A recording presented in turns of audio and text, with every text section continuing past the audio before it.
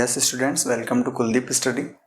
And आज के इस छोटे से वीडियो में हम बात करेंगे आरपीएससी फर्स्ट ग्रेड केमिस्ट्री का एक पीजी लेवल का टॉपिक जो कि अभी नए सिलेबस में ऐड हुआ है, फ्यूगेसिटी।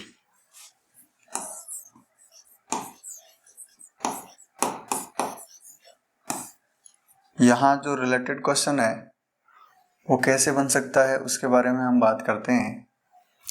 क्वेश्चन थ्योरेटिकल बन सकता है, क्वेश्चन फॉर्मूला बेस्ड बन सकता है, क्वेश्चन एप्लीकेशन बेस्ड बन सकता है ये फिजिकल केमिस्ट्री का टॉपिक।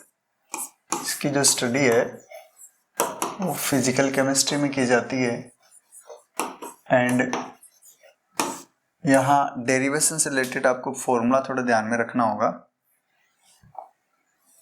और ये टर्म इंट्रोड्यूस किसने की, इसके बाद में ये किससे रिलेटेड है और इसका डिटर्मिनेशन कैसे होता है, इन तीनों बातों से रिलेटेड यहाँ क्वेश्चन पूछे जा सकते हैं। तो सबसे पहले जो फ्यूगेसिटी है वो है क्या, ये पर्टिकुलर डबिंग ऑफ प्रेशर है। कुल मिला के अगर हम बात करें तो मीन्स प्रेशर की टर्म है ये प्रेशर की टर्म है जो रियल गैसेस के लिए यूज में ली जाती है। अदर नेम इसके इफेक्टिव प्रेशर है, इसे हम इफेक्टिव प्रेशर भी कहते हैं। किसे? फ्यूगेसिटी को। फ्यूगेसिटी का ही सेकंड नेम इफेक्टिव प्रेशर है। तो आप इफेक्टिव प्रेशर कह दें या प्रेशर फॉर रियल गैसेस कह दें या replacement of pressure in real gases कह सकते हैं। ये टर्म इंट्रोड्यूस किसने की? टर्म इंट्रोड्यूस करने वाले साइंटिस्ट का नेम है गिलबर्ट न्यूटन लुइस। लुइस ने ये टर्म इंट्रोड्यूस की और प्रेशर की जगह टर्म यूज में ली। आइडियल गैस से रियल गैस में डेविएशन को शो करने के लिए कई टाइप के फैक्टर्स, कई इक्वेशंस यूज में ली जाती है। यहाँ गिव्स फ्री एनर्जी की टर्म में प्रेशर को यूज में लेते हुए जो न्यू टर्म दी हुई है वो है फ्यूगेसिटी। हो सकता है अब तक जो हम बोला वो आपकी बात समझ में नहीं आई, बट यहाँ वन लाइन में इसको ऐसे समझना है, ये एक प्रेशर की टर्म है, प्रेशर की जगह यूज में ली जाने वाली टर्म है। आपको ये पूरी बात थोड़ी थोड़ी समझ में तब आएगी जब आपको केमिकल पोटेंशियल समझ में आएगा, जब आपको गिव्स फ्री एनर्जी समझ में आएगी, तब उससे रिलेटेड ये टर्म है, तब समझ में ये आएगी। थर्मोडायनामिक्स में कई टाइप के फंक्शन होते हैं जिनमें से एक फंक्शन होता है गिब्स फंक्शन। अच्छा, गिब्स फंक्शन पे आने से पहले मैं आपको एक बात बताना चाह रहा हूं कि जो यूनिवर्स की टोटल एनर्जी होती है ना,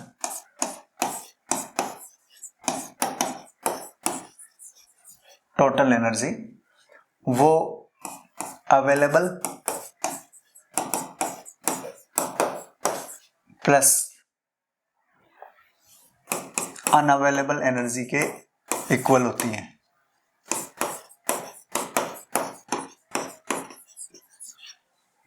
जो अवेलेबल एनर्जी वाली टर्म है वो गिब्स फंक्शन से रिलेटेड होती है और अनअवेलेबल एनर्जी वाली टर्म टेम्परेचर एंड एच से रिलेटेड होती है। टोटल एनर्जी है वो एच से रिलेटेड होती है। तो आप इस फंक्शन को इस तरह रिलेट मान सकते हो और यहीं से न्यू फंक्शन गिब्स फंक्शन आता है G equals to H minus TS। Means Gibbs function किसी सिस्टम की अवेलेबल एनर्जी से रिलेटेड होती है। ये क्या सर, ऐसा भी होता है क्या? यस, सिस्टम में वो एनर्जी जिसको आप यूजफुल वर्क में कन्वर्ट कर सकते हैं उसे हम अवेलेबल एनर्जी कहते हैं, और जिसे आप यूजफुल वर्क में कन्वर्ट नहीं कर सकते वो अनअवेलेबल एनर्जी होती है। और अनअवेलेबल एनर्जी एंट्रोपी से रिलेटेड होती है। किसी सिस्टम की ओवरऑल एनर्जी जो है वो कांस्टेंट होगी, यूनिवर्स की एनर्जी कांस्टेंट होती है, आइसोलेटेड सिस्टम की एनर्जी कांस्टेंट होगी फर्स्ट लॉ ऑफ थर्मोडायनामिक्स के अकॉर्डिंग। तो यहाँ पर अवेलेबल एनर्जी जिस दिन कम होने लग जाएगी उस दिन अनअवेलेबल एनर्जी बढ़ेगी ओवरऑल वैल्यू को, टोटल एनर्जी को इसके इक्वल होने के लिए। तो तभी कहते हो सेकेंड लॉ ऑफ थर्मोडायनामिक्स के अकॉर्डिंग कि ब्रह्मांड की एंट्रोपी बढ़ रही है। एंट्रोपी अनअवेलेबल एनर्जी से रिलेटेड होती है। जो किसी काम में नहीं आती है, सिस्टम में होती है बट आप उसका यूज नहीं कर सकते, सिस्टम उसका यूज नहीं कर सकता, वो एंट्रोपी होती है। एंट्रोपी को डिफाइन करने के अलग अलग तरीके होते हैं, अलग अलग वे में एंट्रोपी को डिफाइन किया जाता है। मेजरमेंट ऑफ रेंडमनेस, प्रोबेबिलिटी के टर्म में, फिर आप स्पॉन्टेनिटी के टर्म में एंट्रोपी को डिफाइन करते हो, और अनअवेलेबल एनर्जी के टर्म में भी। तो यहाँ ये सब कुछ डिस्कशन करने के पीछे रीजन ये था, गिब्स फंक्शन होता है g = h - ts, और इस फंक्शन से एक इक्वेशन बन के आता है जो मैं काफ़ी बार बता चुका हूँ। मैक्सवेल रिलेशन से रिलेटेड वीडियो का लिंक मैं आपको नीचे डिस्क्रिप्शन बॉक्स में सेंड कर दूंगा, तो वहाँ आप देख लीजिए। मैक्सवेल रिलेशन भी एक अच्छा टॉपिक है, वो आपके पीजी लेवल के सिलेबस में है। तो वहाँ एक फंडामेंटल इक्वेशन आती है dg = vdp - sdt, जो फंक्शन है ना g = h - ts, उससे ये डेराइव हुआ है। और वैसे शॉर्ट ट्रिक भी है कि dg = vdp - sdt कैसे याद रखें, वो मैक्सवेल रिलेशन वाले टॉपिक में वहाँ मेंशन है। अब देखो इस इक्वेशन को आपको यहाँ दो कंडीशन बनती है। एक, आप यहाँ इस इक्वेशन में कांस्टेंट प्रेशर की कंडीशन लगा दो, और दूसरा कांस्टेंट टेम्परेचर की कंडीशन अप्लाई कर दो। जब आप यहाँ कांस्टेंट प्रेशर की कंडीशन अप्लाई करोगे तब उस केस में dp = क्या हो जाएगा, 0। Constant pressure means pressure change नहीं हो रहा है, और मैथमेटिक्स में d जो होता है वो इनफिनिटेसिमल स्मॉल चेंजिंग को शो करता है, और कांस्टेंट t का मीनिंग है dt = 0। यहाँ टेम्परेचर में चेंजिंग बिल्कुल नहीं होती है। तो dp 0 होते ही अपने पास ये इक्वेशन क्या बनी, ये इक्वेशन बनी dg -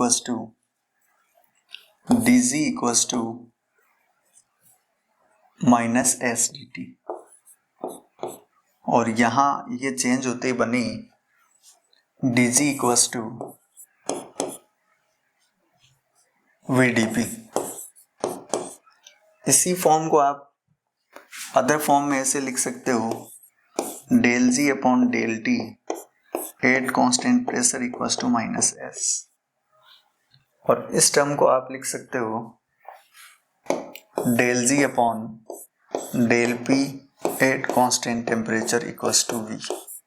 मैथमेटिक्स में जब कोई फंक्शन एक से ज़्यादा वेरिएबल का फंक्शन होता है तब उस केस में एक वेरिएबल को कांस्टेंट रखकर दूसरे के रेस्पेक्ट में डिफरेंशिएशन करते हैं तो पार्शियल डेरिवेटिव की टर्म रखी जाती है, तो ये del t साइड में आ गया और ये -s के इक्वल हो गया। आप इसी को डेरिवेटिव टर्म लिख रहे हो तो आप dt से डिवाइड कर रहे हो तो ये आ गया।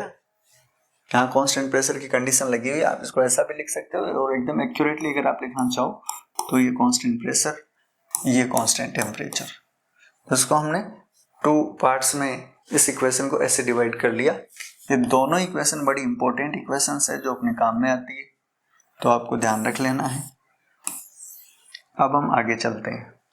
हमें यहाँ प्रेशर वाली टर्म चाहिए क्योंकि जो फ्यूगिसिटी होती है ना वो प्रेशर से रिलेटेड होती है, और गैसेस के लिए यूज में ली जाती है जनरली फ्यूगिसिटी टर्म।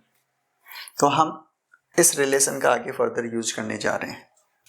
आपको मैंने बताया कि ये इक्वेशन इसी से बनी हुई है, तो आप चाहे इसका यूज करो चाहे इसका यूज करो। तो हम इस इक्वेशन को उठाते हैं जो कि पीछे भी मैंने मेंशन कर रखा है, नहीं है क्या इसमें, dg = vdp - sdt, और इसमें vdp रह जाएगा, ठीक है, कांस्टेंट टेम्परेचर पे।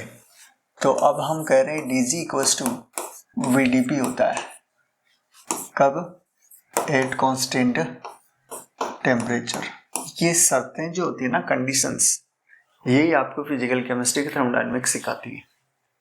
तो ये इक्वेशन में एक थर्मोडायनामिक वेरिएबल है v, ये v रियल का भी हो सकता है और ये v आइडियल का भी हो सकता है। तो सबसे पहले हम इस इक्वेशन को आइडियल गैस पे अप्लाई करते हैं। देखो मैं कुछ थ्योरेटिकल बातें बता रहा हूँ, एक वीडियो में टॉपिक कंप्लीट नहीं होगा। यहाँ पे मैं कह रहा हूँ कि फ्यूगेसिटी प्रेशर से रिलेटेड टर्म है, बात नंबर 1। बात नंबर 2, फ्यूगेसिटी इंट्रोड्यूस किसने की, ये टर्म दी किसने, गिलबर्ट, न्यूटन, लुईस ने दी। बात नंबर 3, फ्यूगेसिटी किससे रिलेटेड है, गिब्स फ्री एनर्जी से रिलेटेड टर्म। ये प्रेशर की अलग फॉर्म है। फ्यूगेसिटी प्रेशर से रिलेटेड होती है बट प्रेशर के इक्विवेलेंट नहीं होती है, ये आपको ध्यान रखना होगा। ठीक है, अब हम चलते हैं आइडियल गैस इक्वेशन से। Since for ideal gas equation आपको पता ही है आइडियल गैस इक्वेशन क्या होती है, PV इक्वल्स टू nRT होती है। तो PV equals to nRT and N equals to 1 mole हो तो उस केस में PV equals to RT and V equals to RT upon P। आप इस रिलेशन को इस इक्वेशन में रख देंगे यहां पर। तो आप जैसे ही इस V की वैल्यू यहां रखते हो तो अब ये इक्वेशन बन जाती है dg equals to RT upon P into dP। ये नेक्स्ट इक्वेशन अपने पास मिली। ये पूरी की पूरी इक्वेशन कैसी इक्वेशन है, डिफरेंशियल इक्वेशन है। और डिफरेंशिएशन का रिजल्ट निकालने के लिए हम मैथमेटिक्स में क्या करते हैं, इंटीग्रेशन करते हैं। तो इस इक्वेशन का फर्दर हम इंटीग्रेशन करेंगे। और इंटीग्रेशन दो टाइप से होता है, लिमिट में और विदाउट लिमिट में। यहाँ लिमिट का मीनिंग है कि आप थर्मोडायनेमिक्स में स्टेट चेंज करवाते हो, स्टेट का मीनिंग स्टेट 1 to 2, और जब स्टेट चेंज होती है तब उस केस में लिमिट लगेगी। मीन्स इसको सोल्व करोगे तो प्रॉपर लिमिट्स में इसका इंटीग्रेशन करोगे, प्रॉपर लिमिट्स में इसका इंटीग्रेशन करोगे तो आप लिखोगे मतलब लिखने की जरूरत नहीं है, आप हम डेरिवेशन देख रहे हैं। आपको एग्जाम में फ्यूगेसिटी से रिलेटेड जो लास्ट इक्वेशन आता है, गिब्स फ्री एनर्जी से रिलेटेड है वो, तो उसका डेरिवेशन बता रहा हूं मैं स्टेप बाय स्टेप, ताकि बार बार आप रटो भी तो आप भूलो नहीं। अगर रट के फिर भूल जाते हो तो आप ये थोड़ा सा हल्का सा देख के उसको डिराइव कर सकते हो। इंटीग्रेशन करते हैं। Integration dg in the limit g1 to g2 equals to r, gas constant है, t की कंडीशन हमने पहले ही कांस्टेंट कर रखी है तो इस RT को तो ले लो बाहर, और इंटीग्रेशन होगा P1 to P2 और ये है 1 upon P into dP। dx का इंटीग्रेशन x होता है आपको पता है, तो यहाँ इंटीग्रेशन g होगा, लिमिट आ गई g1 to g2 equals to RT और ये 1 upon x into D x, integration 1 upon x into D x होता है ln x। इसका जो इंटीग्रेशन है ना ये होता है। तो यहाँ ln x के साथ लिमिट आएगी, ln p रह जाएगा और limit p1 to p2। Generally ऐसी फॉर्म को आप upper limit minus lower limit के साथ रखते हो। अब अपर लिमिट और लोअर लिमिट में कुछ शर्तें लगाएंगे हम। शर्तों से पहले आप इसको लिख दो g2 minus g1 equals to RT, फिर है ये RT मल्टीप्लाई होगा ना ln P2 upper limit minus ln P1 lower limit. ठीक है, ln A minus ln B को ln A अपॉन B लिखा जा सकता है, आपको पता है ln A minus ln B equals to ln A upon B। ये ध्यान रखें आप ln A upon ln B नहीं लिखा जाएगा, ln A अपॉन B लिखा जाएगा। तो ये अपने पास इक्वेशन आई g2 minus g1 equals to RT ln P2 upon P1। ठीक है, अब हम कुछ कंडीशन से अप्लाई करते हैं। कंडीशन ये है कि जो इनिशियल कंडीशन का प्रेशर है ना P1, उसको हम क्या लिखते, 1 बार लिखते। जब इनिशियल कंडीशन का प्रेशर P1 है और 1 बार कंडीशन केमिस्ट्री में एक स्टैंडर्ड कंडीशन मानी जाती है। ठीक है, टेम्परेचर कुछ भी हो, अगर आपने प्रेशर की टर्म 1 बार की है तो वो एक स्टैंडर्ड कंडीशन है। और यहाँ जब स्टैंडर्ड कंडीशन इनिशियल कंडीशन में है तो गिब्स फ्री एनर्जी भी क्या होगी, स्टैंडर्ड कंडीशन में होगी। तब उस केस में इस इक्वेशन को हम ऐसे लिख सकते हैं, G जो कि फंक्शन है टेम्परेचर एंड प्रेशर का, कांस्टेंट के लिए नहीं लिखा है मैंने, माइनस इस G1 को मैं क्या लिख दूं, G0 लिख दूं, जो ओनली टेम्परेचर का फंक्शन है, क्योंकि प्रेशर को मैंने फिक्स कर दिया 1 बार। सर टेम्परेचर भी तो फिक्स किया था, हाँ पर्टिकुलर टेम्परेचर पे हो सकता है, बट यहाँ 1 बार कंडीशन है। मीन्स ये इक्वेशन टेम्परेचर 10 डिग्री सेल्सियस पे भी यही होगी, 20 डिग्री सेल्सियस पे भी यही होगी, और प्रेशर यहाँ 1 बार होगा। Equals to RT ln P, नीचे P1 इक्वल्स टू क्या कर दिया हमने 1 बार। जब कंडीशन 1 बार है ना, तब हमने कहा जो G1 है वो क्या हो गया, G0 हो गया। तो ये इसी इक्वेशन को आप लिख सकते हो, G which is a function of temperature and pressure equals to G0 function of temperature इस साइड में आ गया, plus RT ln P upon P0 कह सकते हो, वेर P0 क्या है 1 बार, इस P1 को ही मैंने P0 का है जो क्या है 1 बार है। ये इक्वेशन आई है एक, और this equation can be used for only ideal gas. ये आइडियल गैस के लिए प्रेशर के साथ उसकी गैस फ्री एनर्जी में क्या चेंजिंग होती है उसको शो कर रहा है। अब आप इस इक्वेशन को रियल गैस के लिए अप्लाई करना चाहते हो, तब मैं एक बार थोड़ा सा डायरेक्ट बता रहा हूं। तब लुइस ने क्या किया, लुइस ने G function of temperature and pressure equals to G0 T plus RT ln F upon F0 का यूज किया, जहां F क्या है, फ्यूगेसिटी। समझे क्या बात आप?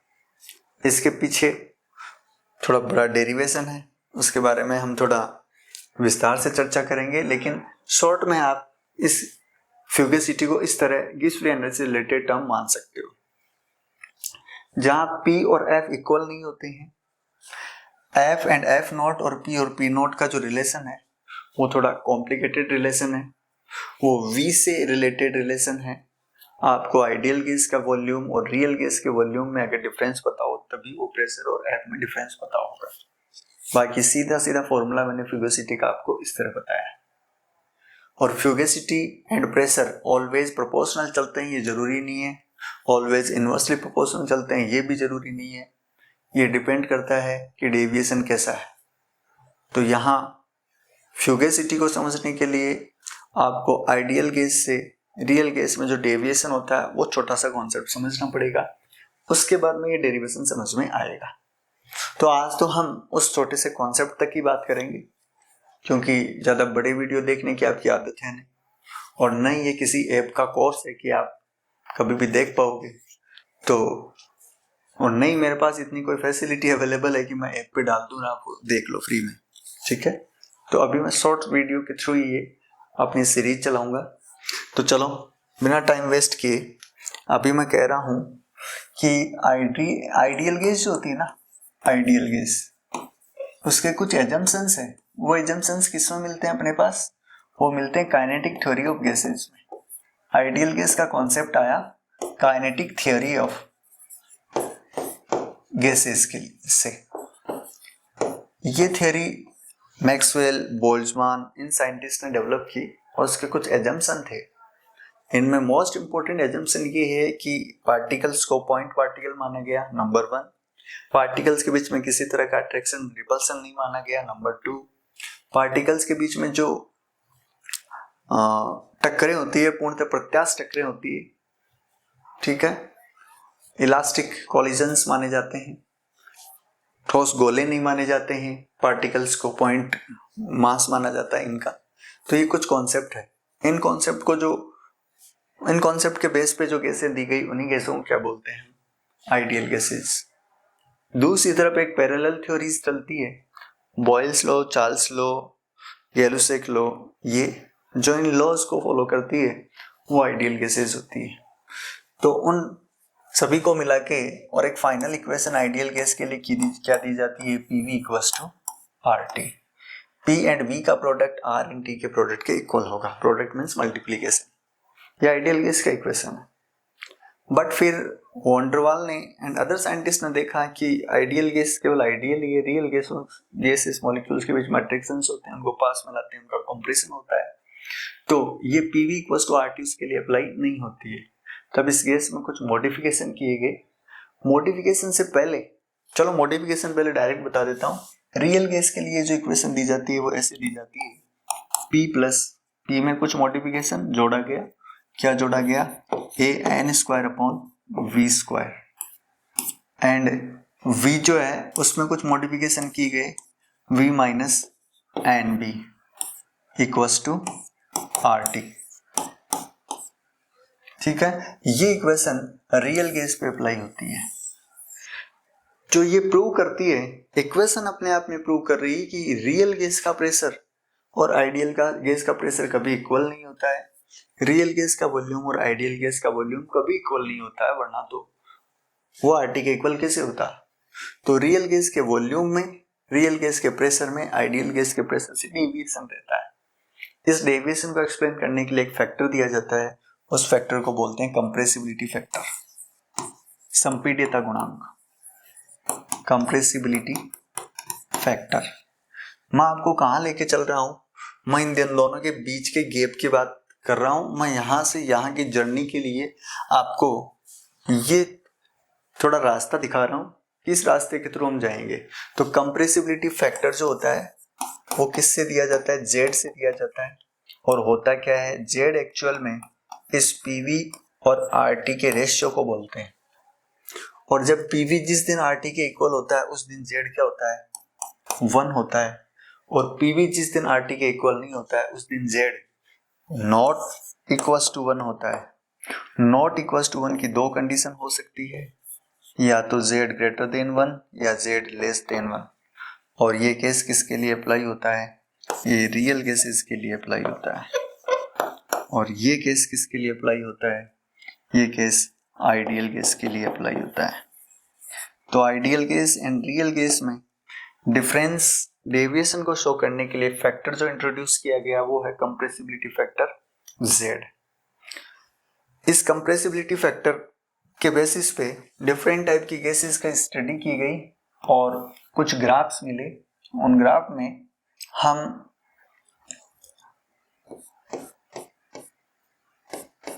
y एक्सिस पे रखते हैं Z, कंप्रेसिबिलिटी फैक्टर Z, और x एक्सिस पे रखते हैं हम प्रेशर।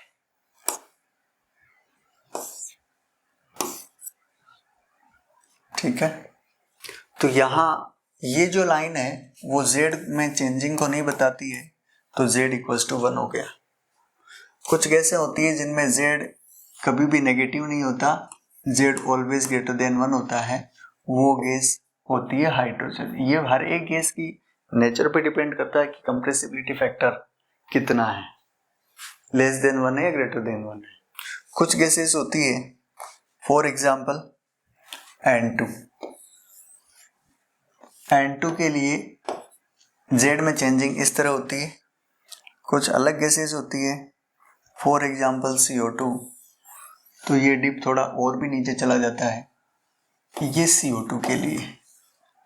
ठीक है, तो यहाँ पे क्या हुआ, N2 एंड CO2 गैसेस के लिए ये बताया जा रहा है कि Z इस टाइम लेस देन 1 है, इस टाइम ग्रेटर देन 1 है। यहाँ इसके लिए बताया जा रहा है Z लेस देन 1 है, Z ग्रेटर देन 1 है, और H2 के लिए ऑलवेज ग्रेटर देन 1 होता है। तो ये Z अलग अलग गैसों के लिए Z की नेचर अलग अलग होती है।